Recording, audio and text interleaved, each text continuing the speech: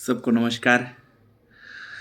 आज बहुत दिन बाद मैंने सोचा चलो आप लोगों से एक विषय पर चर्चा कर लेते हैं, क्योंकि आज मेरे दिमाग में एक विषय आया क्या, एक व्यक्ति ने मुझे ये प्रश्न किया कि मैंने आज इतना चढ़ावा चढ़ाया, मैंने उस महीने में इतना चढ़ावा चढ़ाया, या मैं हमेशा चढ़ावा चढ़ाते रहता हूँ, गले में मतलब मंदिर जाता हूँ तो कुछ ना कुछ दान करते रहता हूँ, तो मुझे कभी कोई फल ही नहीं मिला। तो मेरे चढ़ावे चढ़ाने से क्या मतलब, और ये फलानी फलानी दुनिया भर की बातें उसने करी, मैंने सुनी। तो मैं हंसते हुए मैंने सोचा कि मैं इस टॉपिक पे क्या बात करूं। तो आज जब मुझे शाम को ये याद आया कि चलो आज इसी टॉपिक पर हम कुछ बात करते हैं कि चढ़ावा चढ़ाना कितना सही और कितना गलत होता है, या चढ़ाना चाहिए या नहीं चढ़ाना चाहिए। चलो वो भाई जिसके उसके मर्जी की बात है, पर ये चढ़ावा चढ़ाने वाली बात आई कहाँ से। पहले क्या हुआ करता था कि एक गांव हुआ करते थे। पहले ज़माने में शहर तो कम होते थे, गांव ज़्यादा होते थे। तो हर गांव में एक पूजा के लिए हिंदू संस्कृति में एक मंदिर बनाया जाता था। हनुमान जी का, शिव जी का, दुर्गा जी का यथाशक्ति, या इष्ट देव रहता था। उस गांव का कोई ग्राम देवता रहती थी, पुरातन उसका इतिहास होता था। और या तो फिर जिस गांव में कोई ग्राम देवता नहीं तो उसमें बनाई दी जाती थी हनुमान जी, देवी जी, किसी न किसी का मंदिर बना, सब गांव वाले लोग मिलाकर उस मंदिर का निर्माण करते थे। भाई हिंदू सभ्यताएं रहती थी, सारा हिंदू परिवार रहता था, तो चलो। और हर व्यक्ति उस जमाने में घर में देवालय नहीं स्थापन करता था।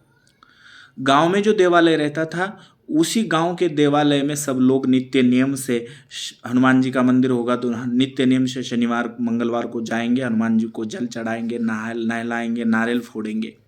देवी का होगा तो शुक्रवार मंगलवार को जाएंगे, नारियल फोड़ेंगे। शिव जी का होगा तो सोमवार को जाएंगे। और नित्य नियम से चतुर्थी आएगी तो गणेश मंदिर होगा आसपास गांव के पास, महिलाएं जाएंगी, पूजा पाठ करेगी। ऐसे पहले जमाने में गांव के बीचों बीच एक मंदिर का निर्माण किया जाता था, या फिर उस ग्राम की पुरातन कोई देवता का मंदिर हुआ करता था। भाई हर व्यक्ति अपने अपने काम में व्यस्त रहता था, खेती बाड़ी करने में व्यस्त रहता था। तो अब हर कोई आकर उस देवालय की पूजा तो नहीं कर सकता था रोज।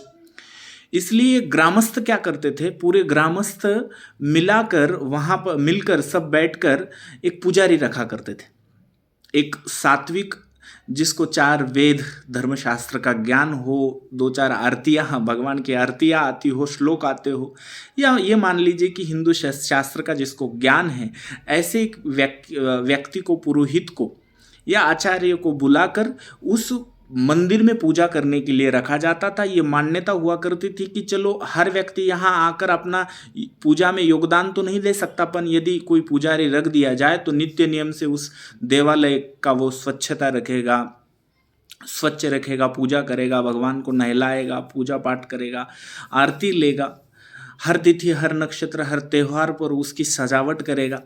ये मान्यता हुआ करती थी।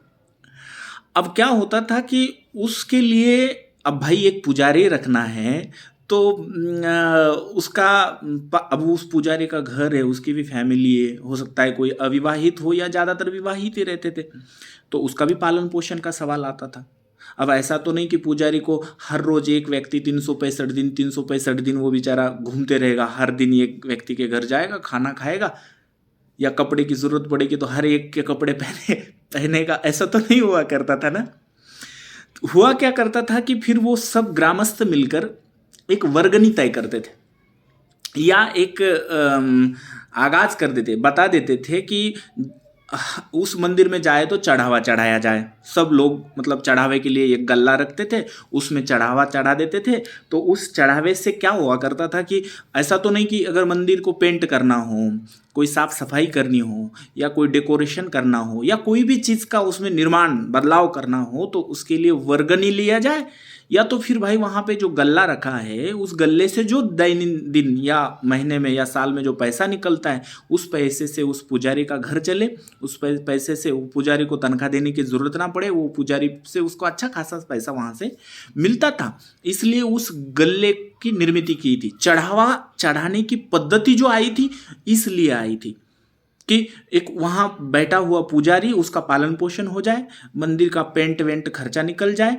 इन सब चीज़ों के लिए वहाँ चढ़ावा चढ़ाने की पद्धति हमारे ग्रामस्थ ने मिलकर वो निर्माण करी थी।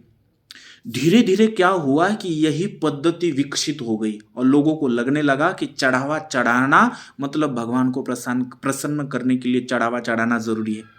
और धीरे धीरे तीर्थ यात्रा हर मंदिर में ये चढ़ावे का इतना बड़ा ये मतलब मैं ये कहूँगा कि इतना बड़ा ये होने लगा कि लोगों की ये मानसिकता होने लगी कि नहीं, चढ़ावा चढ़ा दिया जाए तो ही भगवान प्रसन्न हो गए।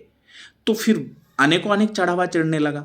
अब आप शिरडी की, आप तिरुपति बालाजी की या किसी भी अन्य क्षेत्र की अगर बात करें, पद्मनाभ स्वामी मंदिर की बात करें, तो कितना चढ़ावा आता है। एक राज्य का जिनका जितना इनकम टैक्स इकट्ठा होता होगा एक महीने में, एक मंदिर का उतना होने लगा और धीरे धीरे ये व्यापार बनने लगा।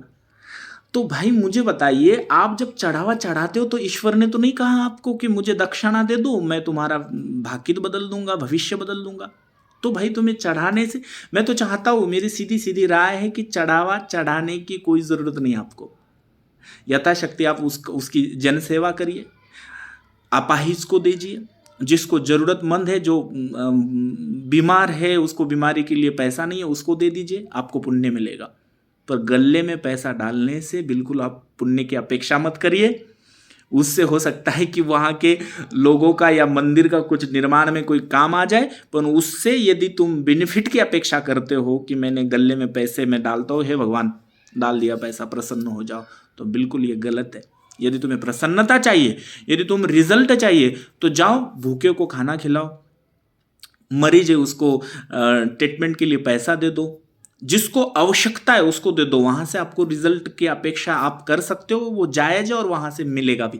इसलिए चढ़ावा चढ़ाना ये कहीं किसी ज्योतिष शास्त्र या आध्यात्मिक शास्त्र में ज़रूरी नहीं कहा गया। ये फिर बाद में धीरे धीरे दुकान बन गई और उससे यदि आप बेनिफिट की अपेक्षा करते हो कि मैं किसी मंदिर में हर टाइम चढ़ावा चढ़ाता हूँ या मैं सालाना किसी मंदिर की पावती दे देता हूँ और उससे मुझे बेनिफिट मिल जाए या उससे मैं बहुत बड़ा पुण्य का काम कर रहा हूँ, तो भाई ऐसा कुछ नहीं है। ये कोई पुण्य उन्य का काम नहीं है। तेरे पास ज़्यादा हुआ है, तू चढ़ा रहा है। तो इसलिए मेरी मान्यता ये है कि चढ़ावा चढ़ाना कहीं हिंदू शास्त्र में ऐसा नहीं लिखा है। नमस्कार।